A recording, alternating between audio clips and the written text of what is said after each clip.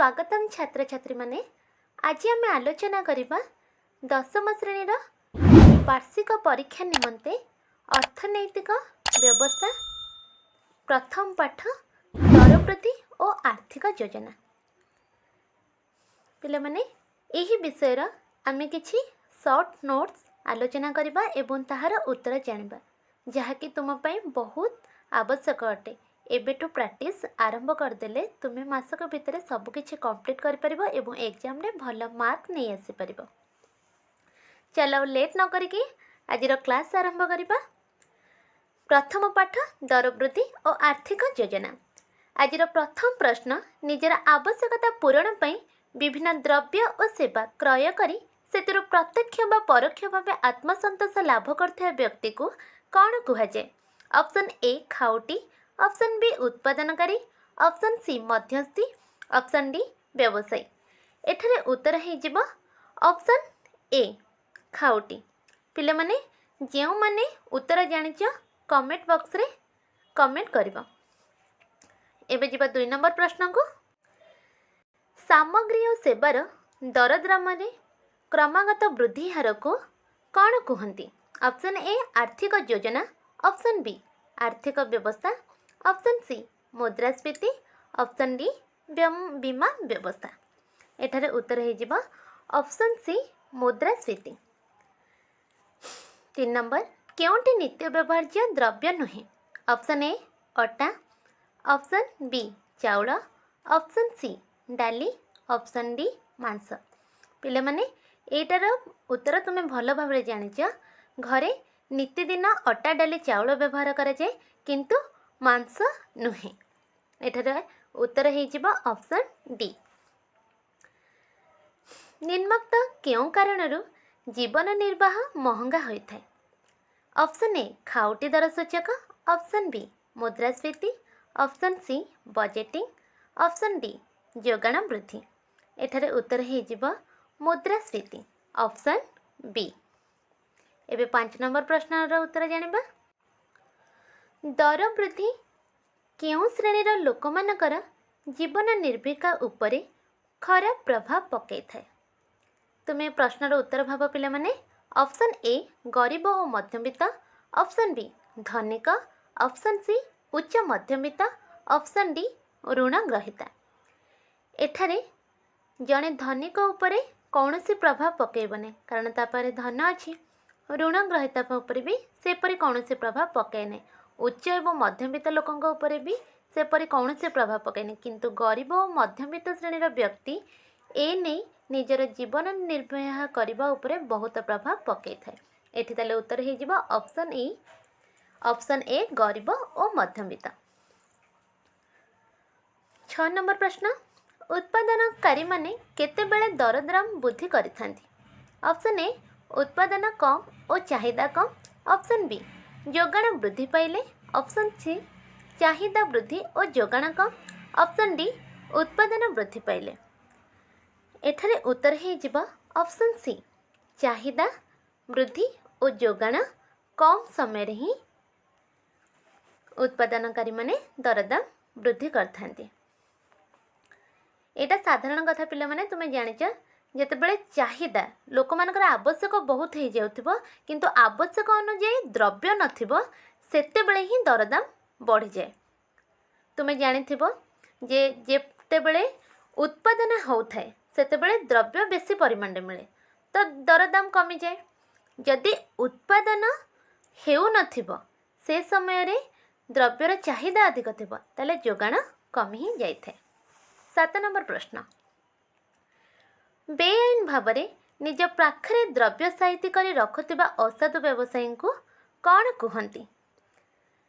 Option A ठक, option B शोषणकारी, option C कलाबजारी, ऑप्शन डी महजुदकारी। एठारे हो उत्तर ऑप्शन डी महजुदकारी। पिले माने निज पाखरे द्रव्य साइती रखा कहुए महजुद, तो एठारे हो महजुदकारी। एबे 8 नंबर प्रश्न जानिबा। केउंटी एक निवेश योजना बा आर्थिक उत्पादन नुहे? ए अनुबंध पत्र, बी अंशधन, सी बजेटिंग, डी म्यूचुअल, फंड। एथिरे उत्तर हम बजेटिंग। निवेश योजना कहले पिला माने जेउंठी आमे कौनसी संचय रखिपरिबा नाही बा कौनसी निवेश करिपरिबा नाही सेटा हला बजेटिंग। 9 नंबर प्रश्न, जातीय संचय सर्टिफिकेट कहा माध्यम रे बिक्री करा जाए? ए डाकघर, बी सरकारी कृषि कर्मचारी, सी जातीयकरण बैंक, डी पंचायत। एठारे उत्तर हम ए डाकघर। 10 नंबर, दरदाम वृद्धि बा साधारण वृद्धि जोगु केउ मुद्रास्फीति होता है? ऑप्शन ए चाहिदा आकर्षण, ऑप्शन बी मूल्य प्रणोदित, ऑप्शन सी लाभ प्रणोदित, ऑप्शन डी जोगाण अभिप्रेत। एठारे उत्तर हम ऑप्शन बी मूल्य प्रणोदित। 11 नंबर प्रश्न, पाइकारी दर सूचक निम्नोक्त केउं क्षेत्र रे प्रतिकूल प्रभाव पकई थाए? ऑप्शन ए उत्पादन, ऑप्शन बी उपभोग, ऑप्शन सी उपयोगिता, ऑप्शन डी संचय। एठारे उत्तर हो जिवो ऑप्शन ए उत्पादन। 12 नंबर प्रश्न, खाउटी दर सूचक प्रस्तुत करने केउं वर्गर व्यवहृत द्रव्य स्थान पाई थाए? ऑप्शन ए चाकरिया, ऑप्शन बी उत्पादनकारी, ऑप्शन सी व्यवसायी, ऑप्शन डी श्रमिक। एठारे उत्तर हो जिवो ऑप्शन डी श्रमिक। 13 नंबर, देशर उत्पादित हेउथिबा समस्त द्रव्यर मूल्य निम्नोक्त केउं दर सूचकर संश्लिष्ट होता है? ऑप्शन ए खाउटी दर सूचक, ऑप्शन बी पाइकारी दर सूचक, ऑप्शन सी व्यवसायी दर सूचक, ऑप्शन डी सरकारी दर सूचक। एठारे उत्तर हो जिवो ऑप्शन बी पाइकारी दर सूचक। 14 नंबर प्रश्न, आम देश रे प्राय केतोटी द्रव्यर मूल्य को पाइकारी दर सूचक प्रस्तुत करिथाए? प्रस्तुत करिया पे व्यवहार करा जायछि केतोटी ना? Option A 320, option B 250, option C 460, option D 540। एठारे उत्तर हो जिवो ऑप्शन सी 460 द्रव्य। दर वृद्धि केतोटी पद्धति रे निरूपण करा जाए? 15 नंबर उत्तर हो जिवो option A 2, option B 4, option C 8, option D 10। सठिक उत्तरटी ऑप्शन ए 2टी। 16 नंबर, निम्नोक्त मध्यरु केउंठीर वृद्धि हेले देशर उत्पादन क्षेत्र में प्रतिकूल प्रभाव पकई थाए? ऑप्शन ई खाउटी दर सूचक, ऑप्शन बी सरकारी दर सूचक, ऑप्शन सी नियंत्रित दर सूचक, ऑप्शन डी पाइकारी दर सूचक। एठारे उत्तर हो जिवो ऑप्शन डी पाइकारी दर सूचक। स्वल्प दर वृद्धि कहा उपरे अनुकूल प्रभाव पकई थाए? एठारे ऑप्शन हो जिवो ऑप्शन ए कृषक, ऑप्शन बी नुआ नियुक्ति खोजुथुवा व्यक्ति, ऑप्शन सी ऋणदाता, ऑप्शन डी रप्तानीकारी। एठारे उत्तर हम ऑप्शन सी ऋणदाता। एबे जानिबा 18 नंबर, जातीय संचय सर्टिफिकेट केते वर्ष पई केंद्र सरकार द्वारा प्रचलित एक अनुबंध पत्र? Option A 4, option B 6, option C 8, option D 10। एठारे उत्तर हम ऑप्शन बी 6। जातीय संचय सर्टिफिकेट जमा अर्थ रे मियाद सरीगले निवेशकारी मानकु शतकड़ा केते हार रे परिपक्व अर्थराशि मिलता है? 19 नंबर ऑप्शन है option A 5, option B 7.50, option C 8, option D 9.25। एठारे उत्तर हो जिवो ऑप्शन सी 8। 20 नंबर प्रश्न,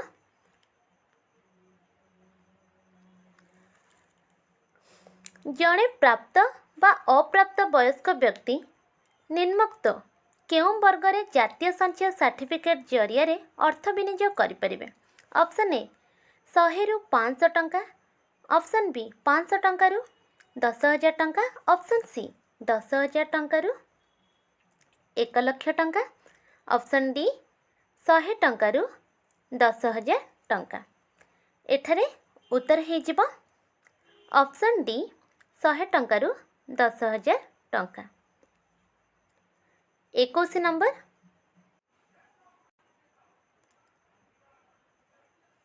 जातीय संचय सर्टिफिकेट परिपक्व अनुबंध केते वर्ष पर भंगा जाई पारे? ऑप्शन ए 3 वर्ष, ऑप्शन बी 2 वर्ष, ऑप्शन सी 4 वर्ष, ऑप्शन डी 5 वर्ष। एठारे उत्तर हबो ऑप्शन ए 3 वर्ष। 22 नंबर जेतेबेले एक अर्थ व्यवस्था समूह चाहिदा मोट जोगाण ठारू अधिक होता है सेतेबेले निम्नोक्त केउं मुद्रास्फीति देखा दिए? ऑप्शन ए चाहिदा और आकर्षण, ऑप्शन बी मूल्य प्रणोदित, ऑप्शन सी चाहिदा अभिप्रात, ऑप्शन डी जोगाण अभिप्रात। एठारे उत्तर हबो ऑप्शन ए चाहिदा आकर्षण। पेट्रोलियम जात द्रव्यर दर वृद्धि निम्नोक्त केउं मुद्रास्फीति अंतर्भुक्त अटे? ऑप्शन ए लाभ अभिप्रात, ऑप्शन बी चाहिदा आकर्षण, ऑप्शन सी जोगाण अभिप्रात, ऑप्शन डी मूल्य प्रणोदित। एठारे उत्तर हबो ऑप्शन सी जोगाण अभिप्रात। 24 नंबर स्वल्प दर वृद्धि हेले केउ माने लाभवान होइथान्ते? ऑप्शन ए सरकार, ऑप्शन बी उत्पादनकारी, ऑप्शन सी धनिक, ऑप्शन डी गरीब व्यक्ति माने। एठारे उत्तर हे जिवो ऑप्शन बी उत्पादनकारी माने। एबे 25 नंबर प्रश्न कौनसी कंपनी कहा माध्यम अनेक लोकों ठारू अर्थ आनी एकाठी करे एवं एहाको अंशधन अनुबंधन पत्र किंबा अन्य परिसंपत्ति रे विनियोग करे? Option A bank, option B सरकार, option C agent, option D mutual fund. एठारे उत्तर हबो option D mutual fund. 26 number समस्त अंशधन अनुबंधन पत्र और अन्य परिसंपत्तिर मिश्रण राशि को कौन कहुए? ऑप्शन ए निवेश सूची, ऑप्शन बी कॉर्पोरेट प्रतिभूति, ऑप्शन सी व्यवस्थित विनियोग योजना, ऑप्शन डी निवेश योजना। एठारे उत्तर हे जिवो ऑप्शन ए निवेश सूची। 27 नंबर प्रश्न निम्नोक्त मध्यरु केउंटी एक प्रकार निवेश जहाँ गोटे कंपनी रे अंश मालिकाना को प्रतिनिधित्व करे? एटारे ऑप्शन ए हब जातीय संचय सर्टिफिकेट, ऑप्शन बी अंशधन, option C mutual fund, option D chit fund. 27 number प्रश्नर उत्तर हे जिवो ऑप्शन बी अंशधन। 28 नंबर प्रश्न जेतेबेले जड़े व्यक्ति एक कंपनीर अंशधन किणती सेतेबेले से सही कंपनीर केउं अंश को ही किणी थांती? ऑप्शन ए समस्त, ऑप्शन बी अर्धाधिक, ऑप्शन सी बृहत, ऑप्शन डी क्षुद्र। एठारे उत्तर हे जिवो ऑप्शन डी क्षुद्र अंश को ही क्रय करिथांती। 29 नंबर प्रश्न जड़े व्यक्ति निजर अंशगुड़िक केउंठारे किणा बिका करिपरिबो? ऑप्शन ए पूंजी बाजार, ऑप्शन बी जातीय अंशधन बाजार, ऑप्शन सी समवाय समिति, ऑप्शन डी भारतीय अंश बाजार। एठारे उत्तर हे जिवो ऑप्शन बी जातीय अंशधन बाजार। 30 नंबर प्रश्न गोटे कंपनीर अंशधन रे पूंजी निवेश करिबा जड़े व्यक्ति पई की प्रकार कार्य होइथाय?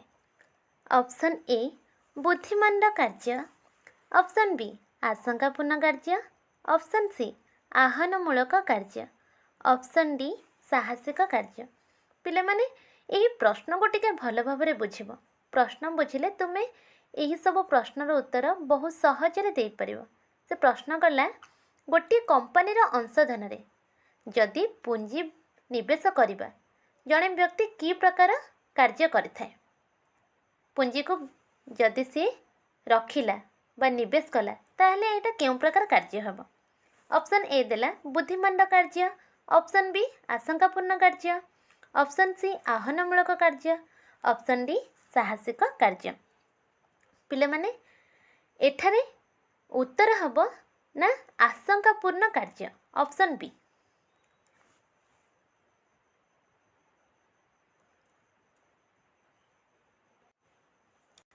एबे जानिबा 31 नंबर निम्नोक्त କେଉଁ ମାଧ୍ୟମରେ ଆମେ ନିୟମିତ ଭାବେ ଅଳ୍ପ ଅଳ୍ପ ଅର୍ଥରାଶି ମଧ୍ୟ ନିବେଶ କରିପାରିବା? କାହା ମାଧ୍ୟମରେ ଅଳ୍ପ ଅଳ୍ପ ଅର୍ଥରାଶିକୁ ଆମେ ସଞ୍ଚୟ କରିବା? କାହା ମାଧ୍ୟମରେ? ନା ବ୍ୟବସ୍ଥିତ ସଞ୍ଚୟ ଯୋଜନା। Option A, option B Kisan Vikas ଯୋଜନା, ଅପସନ୍ ସି ବ୍ୟବସ୍ଥିତ ବିନିଯୋଗ ଯୋଜନା, ଅପସନ୍ ଡି ଅଂଶଧନ ବଜାର। ଏଠାରେ ଉତ୍ତର ହୋଇଯିବ ବ୍ୟବସ୍ଥିତ ବିନିଯୋଗ ଯୋଜନା, ଅପସନ୍ ସି। ଏବେ ଜାଣିବା 32 ନମ୍ବର। ଯଦି ଅଂଶଧନର ମୂଲ୍ୟ କମିଯାଏ ବା କମ୍ପାନୀ ଦେବାଳିଆ ହୋଇଯାଏ ତେବେ ନିବେଶକାରୀ ନିବେଶର କେତେ ପରିମାଣ ଅର୍ଥ ଫେରି ପାଇବ? ଅପସନ୍ ଏ ସମସ୍ତ ଅର୍ଥ ଫେରି ପାଇବ, ଅପସନ୍ ବି ଅର୍ଦ୍ଧେକ ଅଂଶ ଫେରି ପାଇବ, ଅପସନ୍ ସି 1/3 ଅର୍ଥ ହରାଇବ, ଅପସନ୍ ଡି ସମସ୍ତ ଅର୍ଥକୁ ହରାଇବ। ପିଲାମାନେ ପ୍ରଶ୍ନକୁ ବୁଝିନିଅ। ଯଦି ଅଂଶଧନର ମୂଲ୍ୟ କମିଯିବ ବା କମ୍ପାନୀ ଦେବାଳିଆ ହୋଇଯାଏ ତାହେଲେ କ'ଣ ହେବ? ଏଠାରେ ଅପସନ୍ ଦେଇଦେଲା 4ଟି, କିନ୍ତୁ ଏଠାରେ ଅପସନ୍ ଗୋଟିଏ ହେବ। ସେ ଅପସନ୍ କ'ଣ? ନା ଯଦି ସେ କମ୍ପାନୀ ଦେବାଳିଆ ହୋଇଯାଉଛି ତାହେଲେ ସେ ଅର୍ଥ କେଉଁଠାରୁ ଆଣିବ ଅର୍ଥ ଦେବ? ତାହେଲେ ସେ ସମସ୍ତ ଅର୍ଥକୁ ସେଠାରେ ହରାଇ ବସିବ। ତାହେଲେ ଉତ୍ତର ହୋଇଯିବ ଅପସନ୍ ଡି। 33 ନମ୍ବର।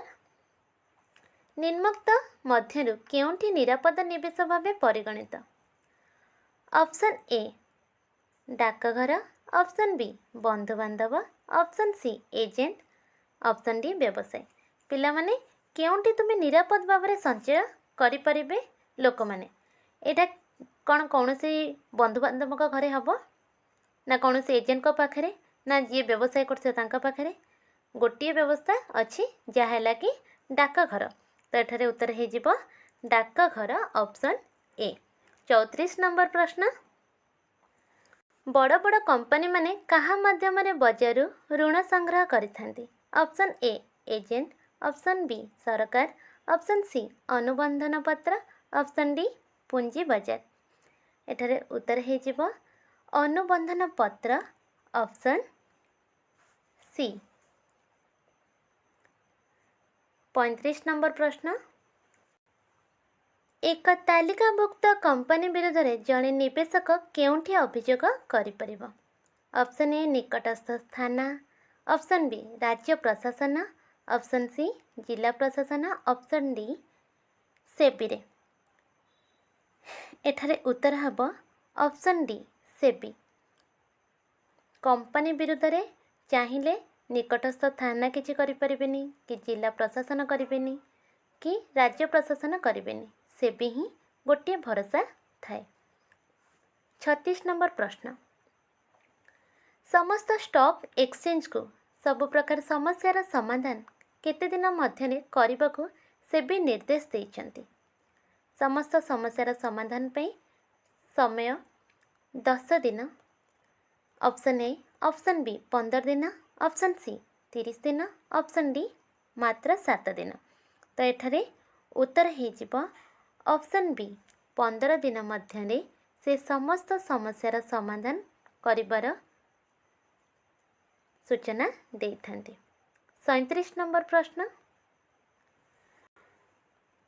ଯଦି କମ୍ପାନୀ ନିବେଶକାରୀଙ୍କ ଅର୍ଥ ଦେବାରେ ଅସମର୍ଥ ହୁଏ ତେବେ କିଏ କମ୍ପାନୀର ସମ୍ପତ୍ତିକୁ ବିକ୍ରି କରି ଏହାକୁ ଭରଣା କରିପାରିବେ?